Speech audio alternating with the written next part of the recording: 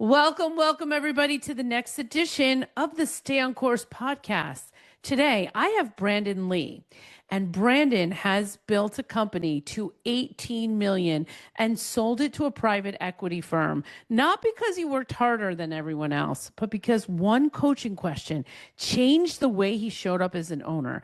And now he's helping other business owners stop letting their companies run them and start designing the role that gives them their life back and prepare them for an exit through his build by design system.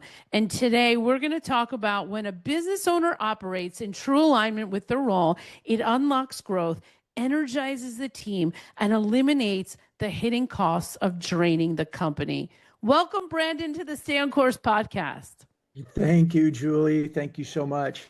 I appreciate that introduction. Like I was going down memory lane there and all the different companies and what I learned in each one of them.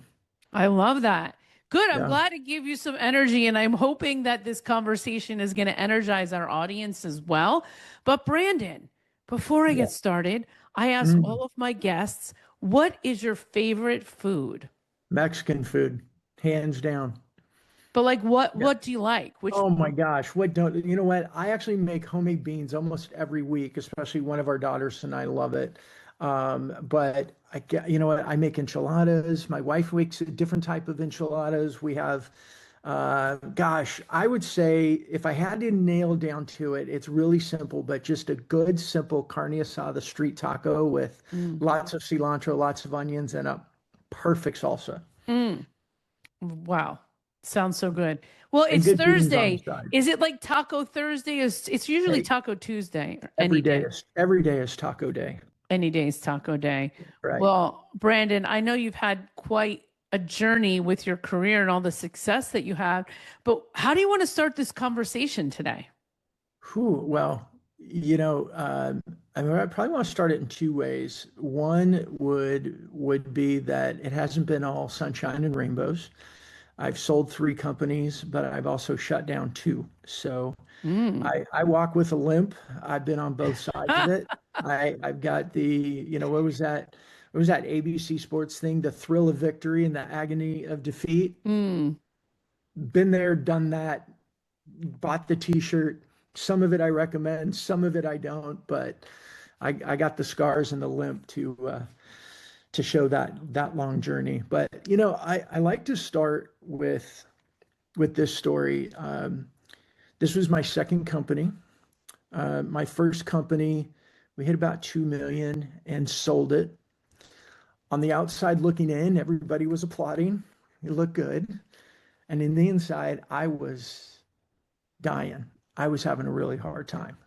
I was tired. I was spread out. I was overwhelmed. And I put a great big smile on my face because everybody thought everything was wonderful. And a big part of the reason I think I sold it is I just not think. I just wanted to get out from under it. Like I was done. I was tired. Hmm. So then 4 years later, I got into my second company, and actually it was 2 years later. I got into my second company, and we hit 10 million, a million in revenue at the 10-month mark. Again, everything's going well. We're hiring, revenue's good, and I'm feeling this. Like, get to the office at 5 in the morning and sit in my car and just be like, ugh, and having to gear up the energy to go in. And then the same thing at night, sitting in my office. And actually, I there was a spot about a half mile from our house that I'd usually pull over, and I just breathe and try to create the energy that my family deserved. So when I walked in the house, I wasn't just this empty, tired, preoccupied person. And that was what life looked like 10 months into a company. And that's usually where I like to start the story. Yeah. Because here you are, you have this business that's kicking your butt anyway, and you're miserable during it. So how do we I'm very curious. I want to know Yeah. what's next, Brandon. Tell Yeah. us. Yeah. So I had been through this before and I could kind of see what was coming. And I thought this time I thought I was going to be smarter. Before I got to 2 million, I was going to ask for help. And I asked for help. And the first person that came in was a pretty typical consultant.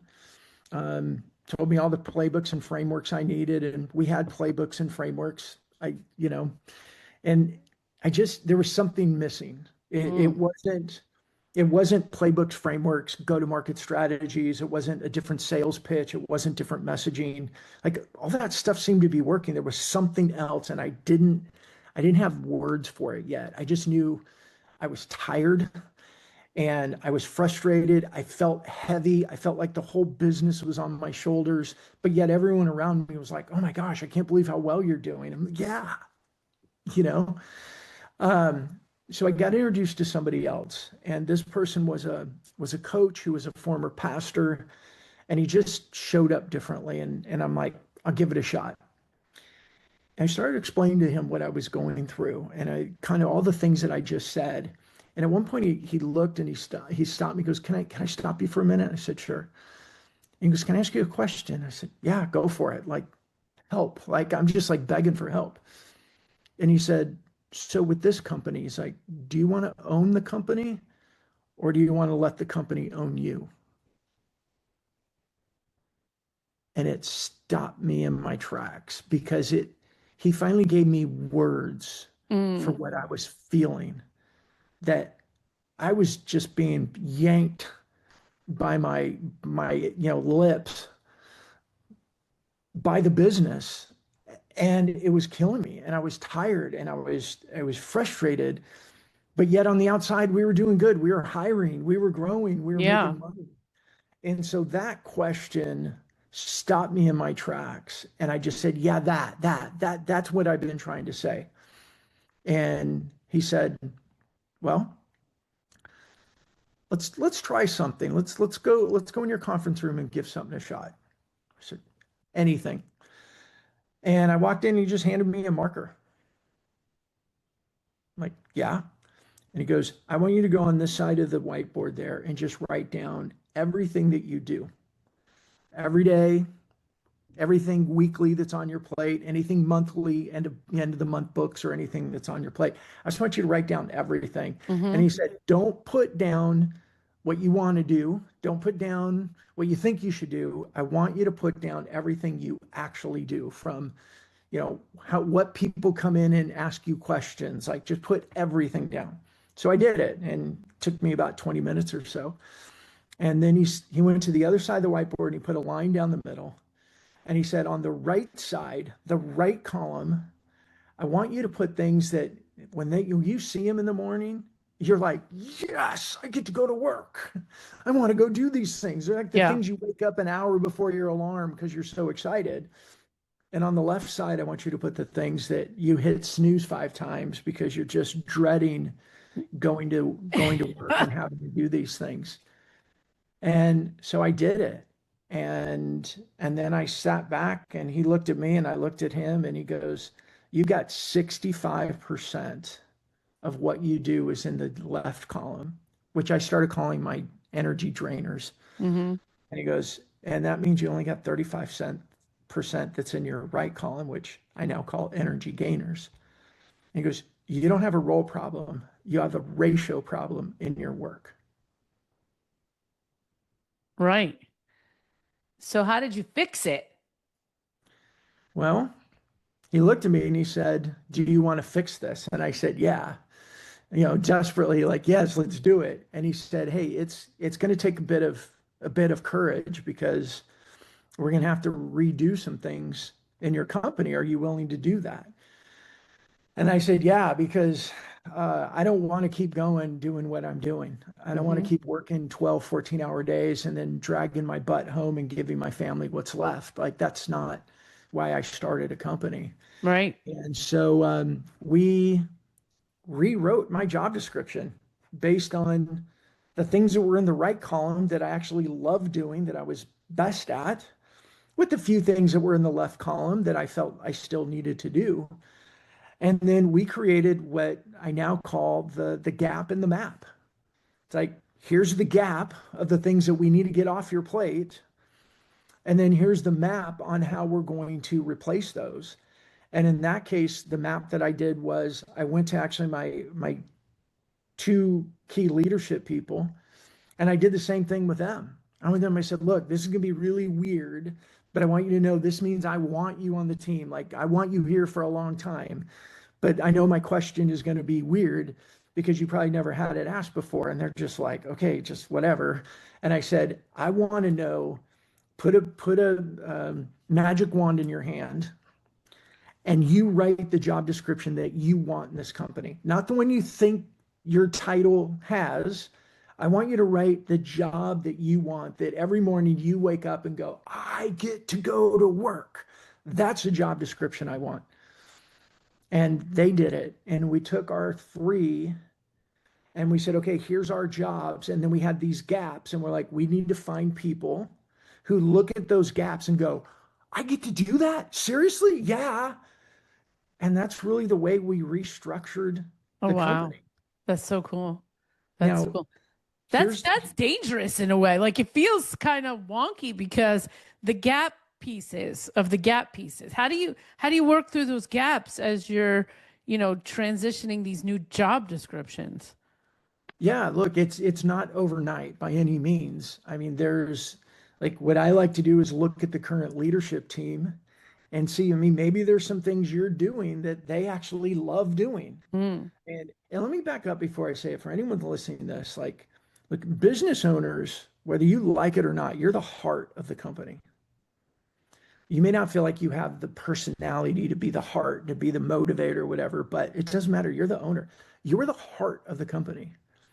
And how you show up every day gets felt by every person in that company. It's just like the human heart. When the human heart is tired or sick or not optimal, everything in every other piece of the body feels it. And so when you're misaligned in your own role, it hmm affects every piece of the company. Now, here's the data for those that want to say, like, oh, this is soft. Like, look, people first isn't soft. It's the best business strategy you can make for growth. And I have my personal story, but then I also have the data. And this is McKinsey data. It was even in small businesses. This isn't just the big boys.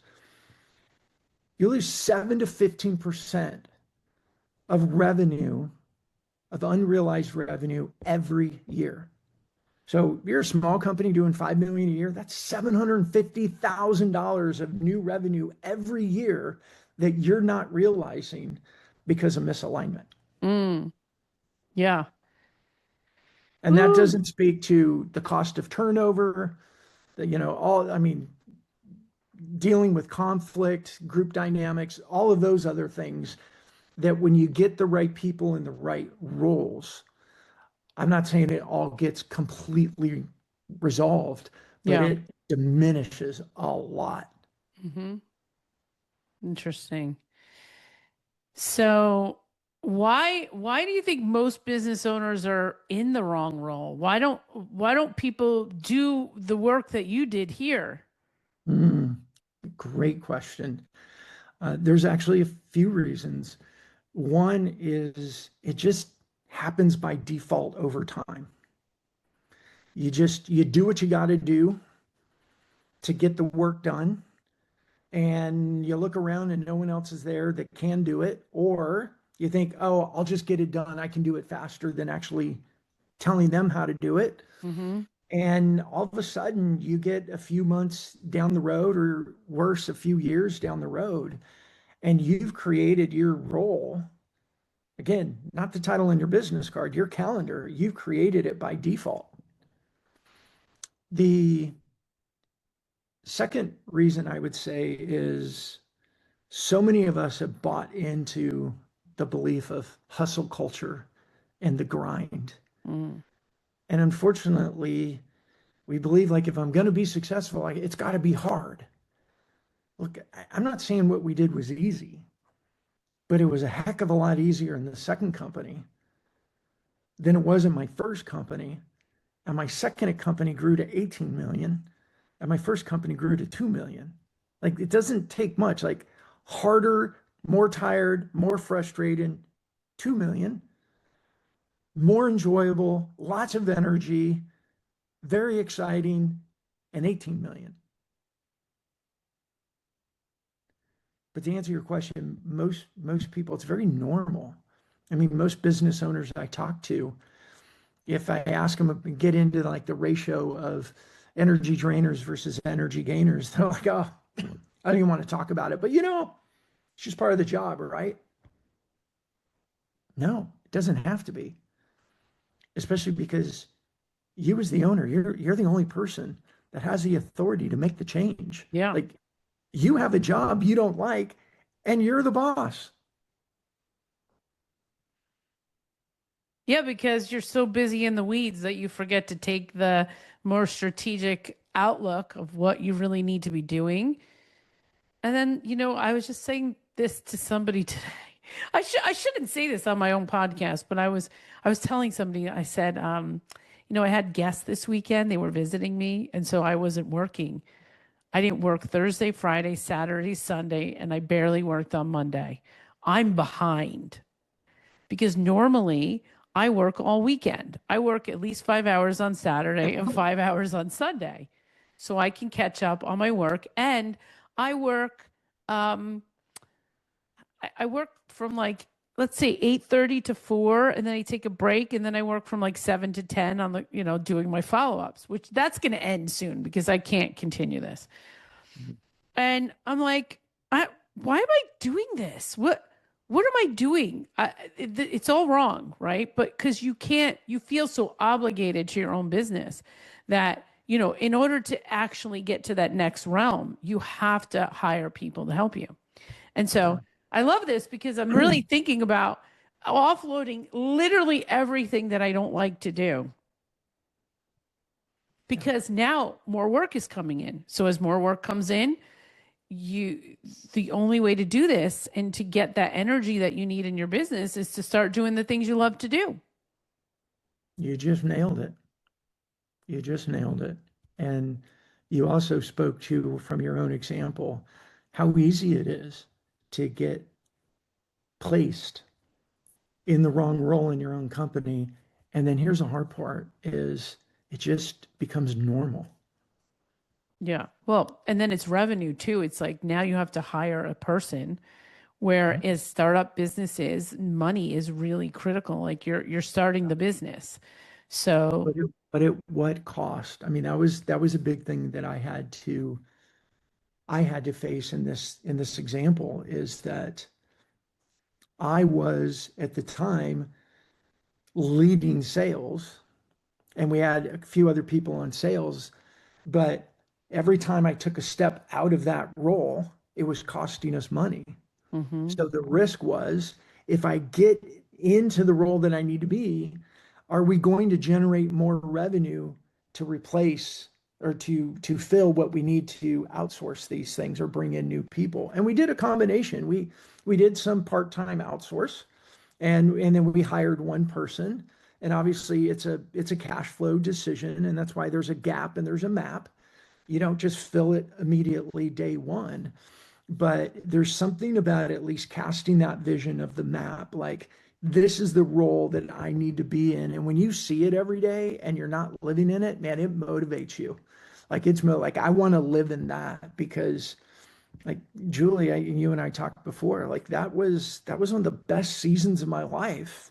And yes, I know people say, oh, well, look how much money you made. Yeah, it was great to have the money, but it was beyond that. Mhm. I Yeah. loved my job. I had so much fun. And because we made this part of the culture of the business, we had virtually no turnover. We had a 96% retention rate from our clients. We had very little conflict inside the company because we created this. Number one, we got people in roles where they were like, I get to do this job, really? And then what happens when you're in that? You're full. Yeah.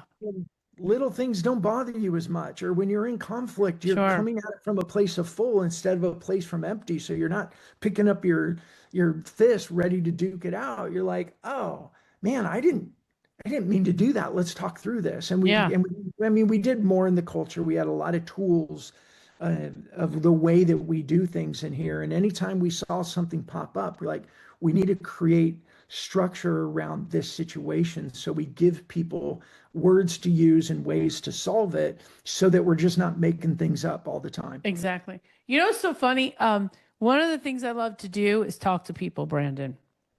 I guess that's why I have a podcast. Hmm.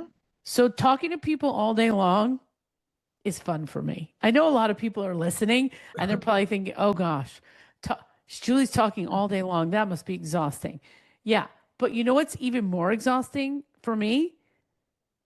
Doing work for 8 hours with like no interaction with people and just head down work. I had a job like this. It was 8 hours a day of me doing like spreadsheets and PowerPoints and this and that. And I was like, it was painful. That was Yeah. like so painful. And then, you know, after that, you have work to do after that. But Yeah. for me, like what we're doing right now gives me energy. Yeah. You just nailed everything, Julie. Thank you for that story because you illustrated my entire start from full platform and my talk, my book. Like when you're doing activities that drain you of energy, you can do 3 hours of work and be just exhausted. It means you don't go to the gym because you're tired. Maybe you're short with your spouse. You don't have time for your kids. You sit in front of the TV and veg out. Maybe you drink a little too many bourbons or something because everything's just heavy. But when you're working strategically in alignment with your natural wiring, you can work 12-hour days and be more full because Yeah. of it. Yeah. Well, I mean, like, if you look at Myers Briggs, are you a Myers Briggs person? I do. I like Myers-Briggs. You like Myers Briggs. Okay. Yeah. Well, I mean, I know my letters. you know your letters. And so I love doing Myers Briggs with people because if you're working, you are operating on the principles of ESTJ. ESTJ. That's how we usually work. When we go to work, we sort of have to flex to the ESTJ. Now, if you're anything but an ESTJ, you are flexing all those muscles. You're flexing. And so, depending on what kind of work you're doing, it is going to either drain you or give you energy. Yeah. And so, knowing your Myers Briggs and the opportunities that you have in your business and doing the things that you love to do Yeah. that come easy to you makes everything so much easier. I believe like everything works better. Your relationships at home work better. That's it. Your health, you're not sick. I think that purpose and being excited to go to work every day is probably better than a multivitamin. It's probably better than any sort of vitamin you could possibly take, and even maybe better than like you taking a walk around the neighborhood. Is that if you're in a state of excitement, of fun, of passion, like that is probably one of the most powerful vitamins you can take. Absolutely. You know, I started, you asked me where to start, and I talked about there was a spot about a half mile from our home that I would pull over and just kind of breathe and regroup. And at the time, we had young kids, and I just try to fabricate as much energy as I could to give to them because it's who I wanted to be for my wife and our kids. And and then years later, in that same company, I remember coming home one time, and it was a long day. I mean, it was a 5 a.m. in, and it was probably close to 6 o'clock when I walked in, but I walked in full. And the kids were so excited. We had this book called The Bear Snores On, and I would read it to him all the time. And I use voices, and he snores, and so I'd be like, making all these snoring sounds, and the kids loved it and thought it was really funny. And I remember walking in and they're like, Dad, can you read the book? And I had just walked in the door, and normally before I've been like, just give me a minute, like let me put my stuff down, and I was like be trying to bring up the energy. And that time I walked in and I'm like, yes, and I like dropped all my stuff and I grabbed the book and I started doing the voices and I started doing the snores. And I remember that because I remember looking at my kids' faces and going, oh my gosh, the work that we did of putting me in the right role, putting my team in the right role. Yes. This this is why it's worth it. And then guess what? We built like that company, we probably would have made it $4 or $5 million. I don't know Mm-hmm. if I'd done it the old way, but we definitely weren't going to get to 18.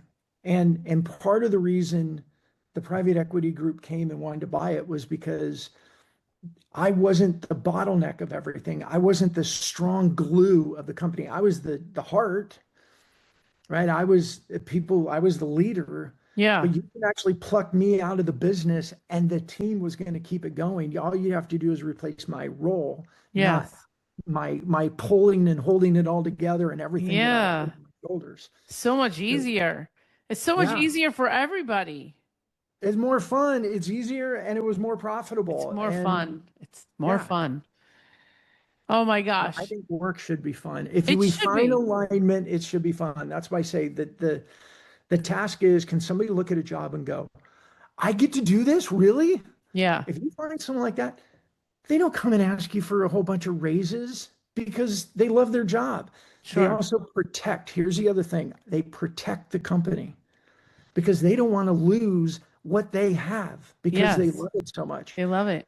I would get spouses coming up to me at Christmas parties going, I don't know what you guys are doing over there, but my husband and my wife is different. They love this job. Wow.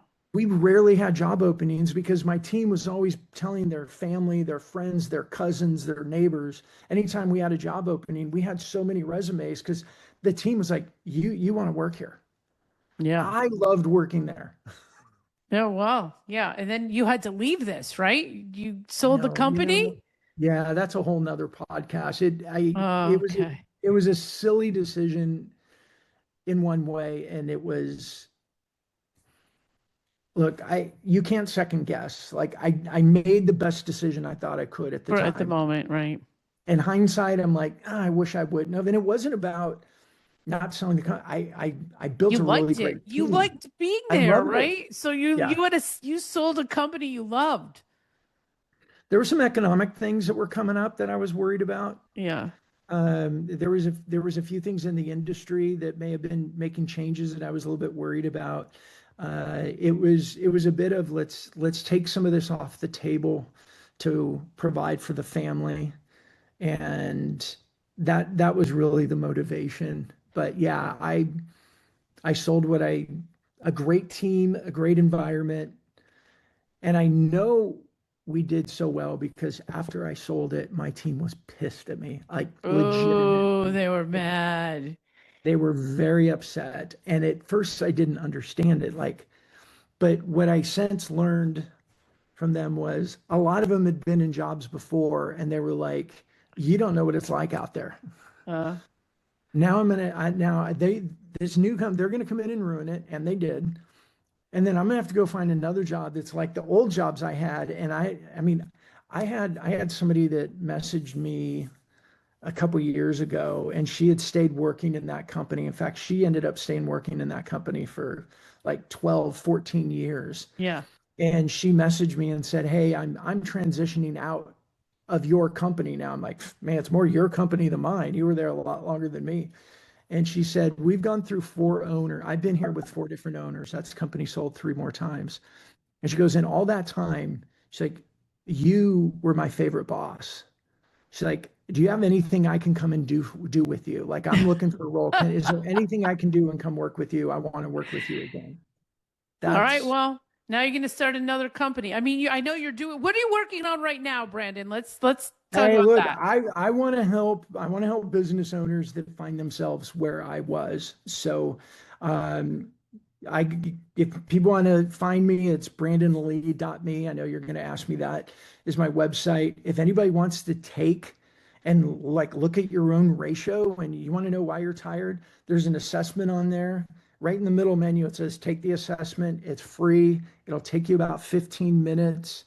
As soon as you register, there's a button you can hit, take the digital version of it. Um, Look, most people that take it, literally the most people that take it, the first thing they do is they go, wow. And then you just realize like all of a sudden everything makes sense. Like the why you feel this way makes a lot of sense. Yeah. But Yeah. yeah, I'm helping business owners around that, and it goes deeper. My Built by Design program has 3 different phases. We start with alignment with people's natural wiring, because that's the foundation of everything. And then we get into leadership, we get into culture, which is so important to keep that momentum going in the right direction. Amazing. Brandon, thank you so much for sharing this insight and these amazing truths about how you can let your business be more enjoyable and more fun and more purposeful. So we thank you for all this insight today. And more profitable in the And process. and more profitable in the Yeah, process. right. Amazing. Thank you, Brandon, for being a guest on My the Stay on pleasure. Course Thanks for having me, podcast. Julie.